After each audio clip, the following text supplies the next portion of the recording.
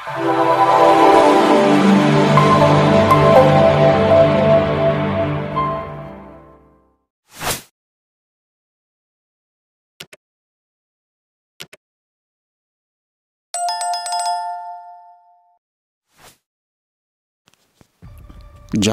मुजाहिद, इससे पहले आप इस दास्तान की 4 किस्तें समाअत फरमा चुके हैं। आइए किस्त नंबर 5 की तरफ बढ़ते हैं।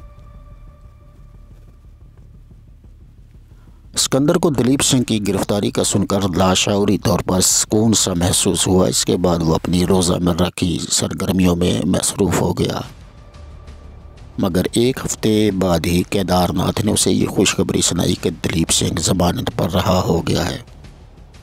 उसे ये भी पता चला कि जीनत मकान बेचने की कोशिश कर रही है, मगर कोई भी उससे मकान ख़रीदने को तैयार नहीं, क्योंकि दिलीप सिंह ने बबांगे दोहल ऐलान किया कि ये मकान उसका है और अगर किसी ने उसकी इजाज़त के बगैर मकान ख़रीदने की जुर्रत की तो अंजाम का खुद ज़िम्मेदार होगा। यहाँ तक कि इस मज़मून की तख्ती उसने मकान के बाहर नस्ब भी करवा दी थी, जिसमें कहा गया कि मरने वाली बहनें अपनी वसीयत में सब कुछ उसके नाम कर गई हैं। इसलिए अगर किसी ने भी अदालत में मौजूद मुकदमे के फ़ैसले से कबल इस मकान को ख़रीदने या बेचने की कोशिश की तो उसके लिए ये अच्छा नहीं होगा।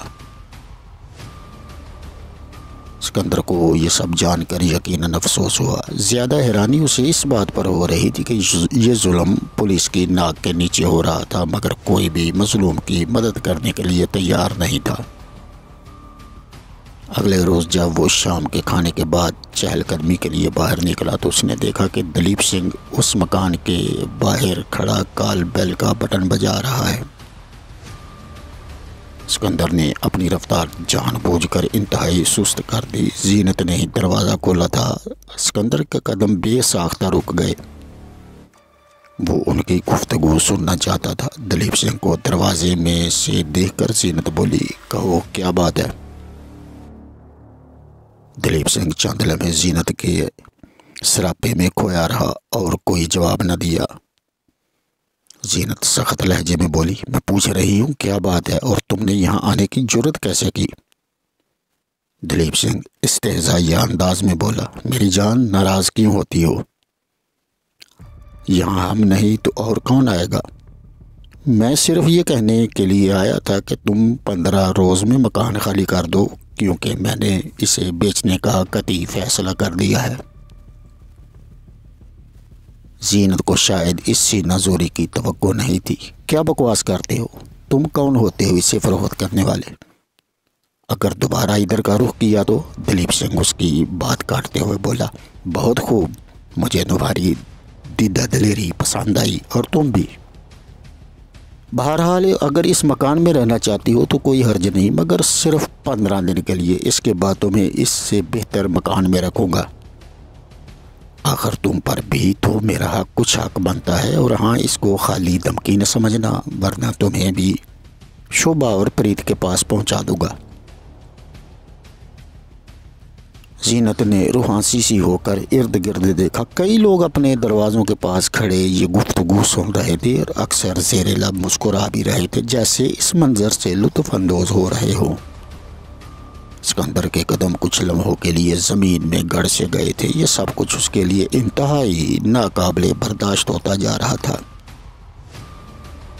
दिलीप सिंह के वापस मुड़ने के बाद वो भी बोझल कदमों से आगे बढ़ गया। थोड़ा आगे सरदार महल सिंह अपने घर के सामने छोटे से बागीचे में कुर्सी डाले शराब की बोतल से दिल बहला रहा था। पास से गुजरते देखकर उसने मधोश सी आवाज़ में पुकारा, है भाई अकोश, है भाई अशोक, आओ बैठो। किधर चले जा रहे हो? सरदार जी क्या हाल है?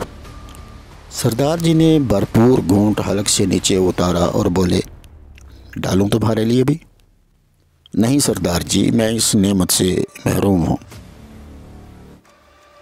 महल सिंह बोला, ठीक है, कोई बात नहीं।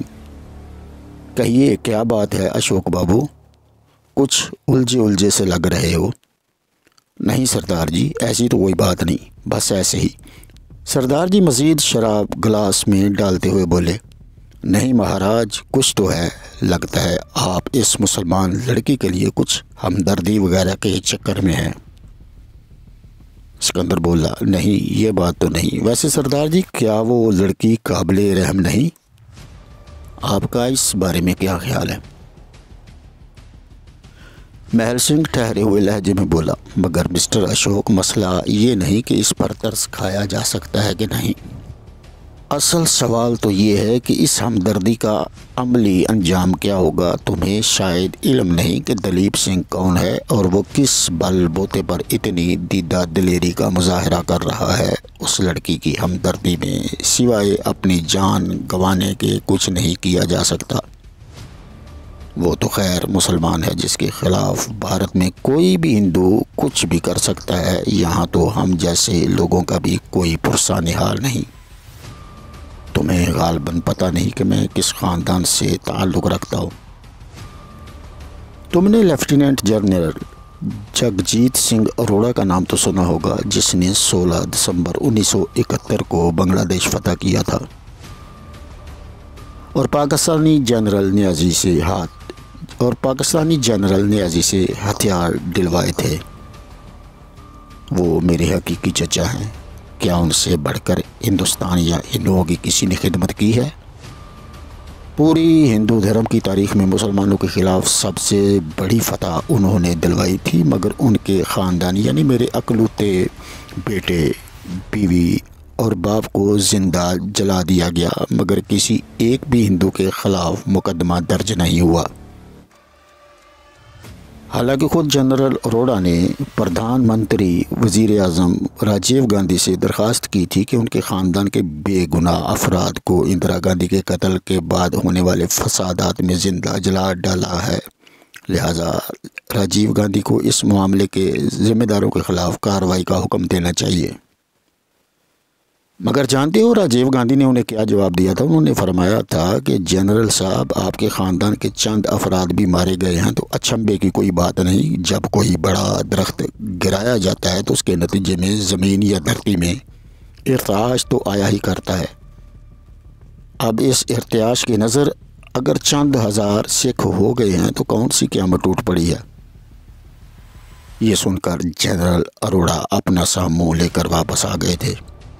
अब भला तुम ही बताओ, मुझसे ज़्यादा दुखी कौन होगा जिसका अकलौता बेटा, बीवी और बाप हिंदू जुनून की भींट चढ़ गए। मगर मैं अपने अंदर इतनी हिम्मत नहीं पाता कि किसी के ख़िलाफ़ कुछ कर सकूं, क्योंकि यहाँ जोधपुर में होने वाले सिख कुछ फसादात जिस शख्स की सरबराही में होते थे वो किस कदर ताकतवर है, इसका तस्वुर भी तुम्हारे लिए मुहाल है। और ये दलीप सिंह उसका दायां हाथ है। फिर भला वो लड़की या कोई और दलीप सिंह का क्या बिगाड़ सकता है? सिकंदर खामोशी से ये तवील गुफ्तगू सुनता रहा। महल सिंह के खामोश होने के बाद बोला, सरदार जी, आखिर वो कौन आदमी है जो इस कदर ताकतवर है कि आप जैसा बारसूख आदमी भी उसके सामने बेबस है? महल सिंह तलख लहजे में बोला, उसका असल नाम तो जगल प्रसाद है, मगर वो काला बच्चा के लक़ब से मशहूर है। वो राजस्थान असम्बली का मेंबर भी है और बदमाशों के बहुत बड़े गिरोह का सरदार भी। मकामी विश्व हिंदू परिषद का सदर है। अगर उसे जोधपुर का राक्षस कहूँ तो बेजा नहीं होगा। सिकंदर ये जानकर किसी हद तक तशवीश में मुब्तला हो गया था, मगर उसकी ज़ात के अंदर खैर व शर की लड़ाई हनूज़ जारी थी और वो सख्त तज़ब्ज़ब का शिकार था। धीरे से बोला, यह सब कुछ जानने के बाद भी मेरा दिल चाहता है कि इस मज़लूम लड़की के लिए कुछ किया जाए। महल सिंह हैरानी से उसे घूरता हुआ बोला, यार तुम अजीब घामड़ आदमी हो। मुझे तो इस बात पर भी ताज्जुब है कि हिंदू होने के बावजूद तुम में इंसानी हमदर्दी के जज्बात मौजूद हैं। इसका मतलब ये हुआ कि अच्छे और बुरे लोग हर मज़हब और हर जगह मौजूद होते हैं, भले ही इनका मजमूई तनासुब कुछ भी हो। मगर मेरे भाई, इस लड़की की मदद करने का मतलब ये है कि ख़ुदकशी की जाए और फ़िलहाल मेरा ऐसा कोई इरादा नहीं। सिकंदर भी कुछ मायूस सा होकर वहाँ से उठाया। अगले चंद रोज़ सिकंदर अपनी मामूल की तरबियत में मसरूफ़ रहा, जिसके दौरान उसे पाकिस्तान में मुख्तलिफ़ मजहबी फ़िरक़ों और नस्ली ग्रुपों के दरमियान नफरत बढ़ाने की हिकमत अमली सिखाई जाती रही, मगर उसका जी कुछ उचाट सा हो गया था। घर में केदारनाथ और शंभू की जुबानियों से इलाके की खबरों से आगाही होती रही। उस रोज़ भी आम तातील थी, क्योंकि 15 अगस्त थी, जो भारत का यौम आज़ादी है। मौसम कुछ अबर आलूद सा था, इसलिए सिकंदर बिस्तर ही में घुसा हुआ था। शाम के 5 बजे चाय देते हुए शंभू बोला, सर, बाहर इतना शानदार मौसम हो रहा है और आप कमरे में घुसे हुए हैं। ज़रा बाहर निकल कर तो देखें कैसा सुंदर मौसम है। और उस पर मुस्तज़ाद थोड़ी देर में एक और दिलचस्प तमाशा होने वाला है। ये सुनकर सिकंदर के कान खड़े हो गए थे। कुछ खमशगी निगाहों से उसे घूरता हुआ बोला, क्या मतलब है तुम्हारा? कोई नई खबर लेकर आए हो? सरकार, अभी कुछ देर पहले दलीप सिंह के आदमी आए थे और उस मुसलमान छोकरी को कहकर गए हैं कि दलीप सिंह ने पहले दी हुई मोहलत वापस ले ली है, लिहाजा आज शाम 6 बजे तक वो मकान छोड़कर कहीं और चली जाए, वरना आज भारत की आज़ादी के शुभ मौका पर दलीप सिंह मकान के साथ साथ जीनत पर भी काबिज हो जाएगा। सिकंदर ने तजस्सुस भरे लहजे में पूछा, तो क्या उस लड़की ने किसी महल्लेदार या पुलिस की मदद हासिल नहीं की? शंभू ने उसे यूं देखा जैसे उसने निहायत अहमकाना बात कह दी हो। अशोक बाबू, आप भी बड़े भोले बादशाह हैं। भला इस मलेश मुसलमान लड़की के लिए कौन होगा जो दलीप सिंह जैसे शोरमा से टकराएगा? वैसे आज आज़ादी का दिन मनाने का सही मज़ा आएगा। आज 1947 की याद ताज़ा हो जाएगी। मैं आपको यही बताने आया था।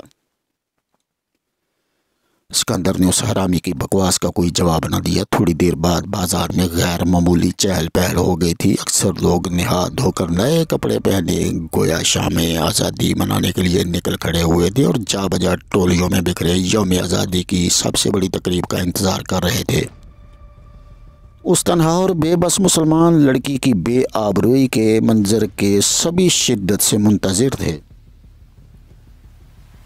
सिकंदर ना चाहते हुए भी पता नहीं क्यों बाहर निकलकर अपने मकान के सामने मौजूद मुख्तसर से लान में कुर्सी डालकर बैठ गया। 6 बजे शाम के चंद मिनट बाद गोया बगल बज गया। दलीप सिंह अपने 2 हमराहियों के हमरा टोयोटा जीप में बैठा गली में दाखिल हुआ और जीनत के मकान के सामने पहुंचकर जीप से नीचे उतर पड़ा। उसके दोनों हट्टे कटे मुसाहिब भी उसके दाएं बाएं थे, जिन्होंने कंधों पर रिवाल्वर लटका रखे थे। दलीप सिंह ने जीनत के पड़ोसी को इशारे से अपने पास बुलाया। ऐ शंकरिया, वो गुड़िया मकान छोड़कर गई है या नहीं? शंकरिया के जवाब देने से पहले ही मकान का बैरूनी दरवाज़ा खुला और वो नाजुक सी लड़की बरामद हुई। उसके लहजे में बला की इस्तकामत थी। दलीप सिंह, कान खोलकर सुन लो, मैं कहीं नहीं जाऊंगी। यहाँ जंगल का कानून नहीं। तुम कौन होती हो मुझे निकालने वाले? मैं भी इसी भारत की शायरी हूँ जैसे तुम हो। दलीप सिंह का कहका बेहद तवील था। अरे देवी जी, तुम्हें क्या कौन कम बख्त रहा है यहाँ से जाने को? अच्छा है तुम भी मकान समेत हमारे कब्जे में आ जाओ। आज मौसम भी सुंदर है, यौम आज़ादी मनाने का सही मज़ा आ जाएगा। ये सुनकर अकबर की जीनत पर जुनून सा सवार हो गया तो उसका हाथ घूमा और दलीप सिंह का चेहरा दूसरी तरफ घूम गया। थप्पड़ इतना शदीद था कि दलीप सिंह के गाल पर उंगलियों के निशान पड़ गए। दलीप सिंह को ख्वाब में भी इस रद्द अमल की तवक्को नहीं थी, लिहाजा उसका चेहरा अपनी सरेआम तौहीन के एहसास से गुस्से में स्याह पड़ गया था। उसके दोनों बॉडीगार्ड जीनत को एक तरफ धकेलते हुए मकान के अंदर दाखिल हुए और अंदर से कपड़े और दीगर सामान बाहर फेंकने लगे, जबकि दलीप सिंह ने जीनत का बाजू मरोड़ते हुए पाँव की जोरदार ठोकर से उसे बाहर फेंक दिया था और गिरी हुई बेकस बेबस लड़की पर पाँव की ठोकरों की बारिश कर दी थी। और यूं एक कमज़ोर और बेसहारा मुसलमान लड़की को जुर्मे ज़ईफ़ी की सज़ा दी जा रही थी। सिकंदर का ज़ब्त पूरी तरह जवाब दे चुका था। वो तमाम मसलहतों को बालाए ताक रखते हुए नपे तुले कदमों से दलीप सिंह की तरफ बढ़ने लगा। ज़ीनत ज़मीन पर गिरी अजीब सी नज़रों से आसमान की जानब देख रही थी। उसकी आंखों से आंसू भी शायद खुश्क हो चुके थे। तभी तो इतनी ठोकरें खाने के बावजूद वो चीखी न चिल्लाई, न उसकी आंखों से कोई आंसू बहा।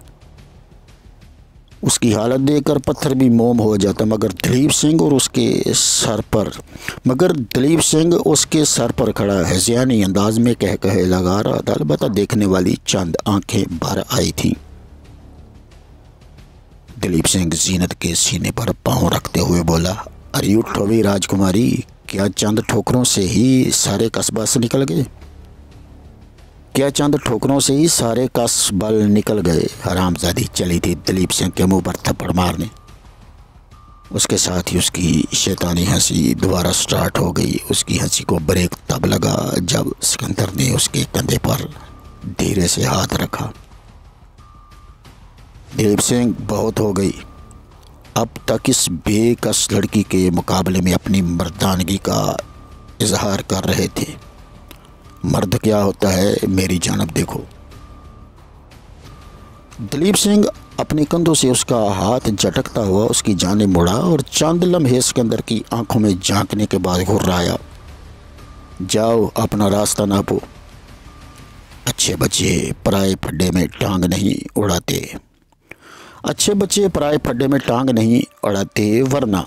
वो जुमला अधूरा छोड़कर दूसरी जानब देखने लगा। मगर सिकंदर कदरे सख्त आवाज़ में बोला, दलीप सिंह जी, मेरा मशवरा है कि इस लड़की को अपनी हालत पर छोड़ दो। इतना जुल्म भी न करो कि भगवान का इंसाफ हरकत में आ जाए।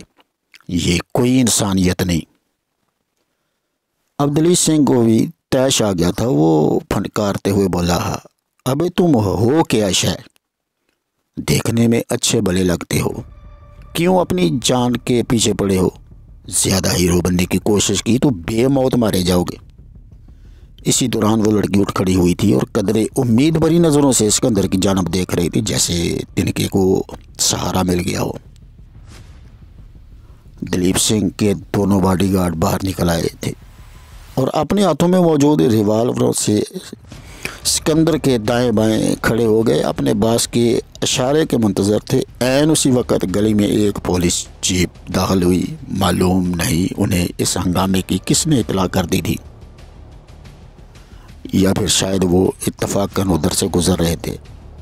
जीप उनके पास आकर रुकी और एक सब इंस्पेक्टर दो सिपाहियों समेत नीचे उतरा। इंस्पेक्टर करीब आते ही बोला, क्या बात है, क्यों इतना हंगामा मचा रखा है तुम लोगों ने? जब उसने दलीप सिंह को देखा तो कदरे मरऊब लहजे में बोला, दलीप सिंह जी, आप आखिर क्या माजरा है? दलीप सिंह के तो मैनान से बोला, ठाकर साहब, माजरा क्या होना है, ये लड़की मेरा मकान खाली नहीं कर रही थी। ज़रा उसे डांट रहा था कि ये श्रीमान जी दरमियान में टपक पड़े। पता नहीं घर से खुदकुशी करने के इरादे से निकले हैं। ज़रा इसको थाने ले जाकर थोड़ी टहल सेवा करें ताकि इसका दिमाग ठिकाने आ जाए। इंस्पेक्टर सर को हल्का सा खम देते हुए मुस्कुराया, फिर कहने लगा, आप चिंता ना करें दलीप जी, हम तो सेवक हैं आपके। इसकी ऐसी चतरोल करूँगा कि दिमाग के सारे कीड़े झड़ जाएंगे। और हाँ, आप ज़रा पांडे जी से कहकर मेरा तबादला तो रुकवा दें, सुना है आर्डर निकलने ही वाले हैं। दलीप सिंह ने उसे तसल्ली देते हुए कहा, आप परेशान ना हो ठाकर जी, हमारे होते हुए आपको यहाँ से कौन हिला सकता है।